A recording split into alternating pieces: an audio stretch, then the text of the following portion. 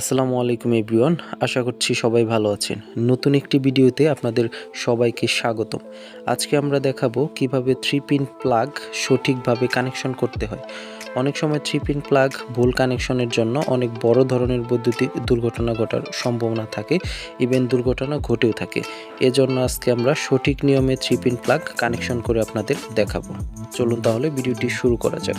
এখনও যারা চ্যানেলটি সাবস্ক্রাইব করেনি তারা দ্রুত চ্যানেলটি সাবস্ক্রাইব করে দিন।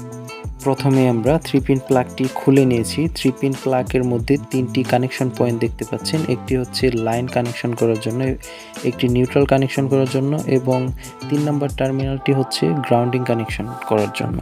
ধরে নিলাম নীল কেবলটি আমাদের নিউট্রাল এবং লাল কেবলটি আমাদের লাইন এবং হলুদ কেবলটি আমাদের গ্রাউন্ডিংয়ের জন্য। সো আমরা একে একে 3টি কেবলই কানেকশন করে নিয়েছি। কোনো কারণে যদি 3 পিন প্লাগে ওভার কারেন্ট ফ্লো হয়, এই ওভার কারেন্ট ফ্লো প্রোটেকশন দেওয়ার জন্য আমাদের গ্রাউন্ডিংয়ের লাইনটা খুবই গুরুত্বপূর্ণ একটা বিষয়। এজন্য কোনো অবস্থাতেই 3 পিন প্লাগ গ্রাউন্ডিং ছাড়া কানেকশন করব না। আশা করছি কানেকশনটি বুঝতে পেরেছেন। ভিডিওটি ভালো লাগলে লাইক, কমেন্ট, শেয়ার এবং চ্যানেলটি সাবস্ক্রাইব করবেন। এতক্ষণ সঙ্গে ছিলাম আমি hmjobayerofficial। ধন্যবাদ সবাইকে।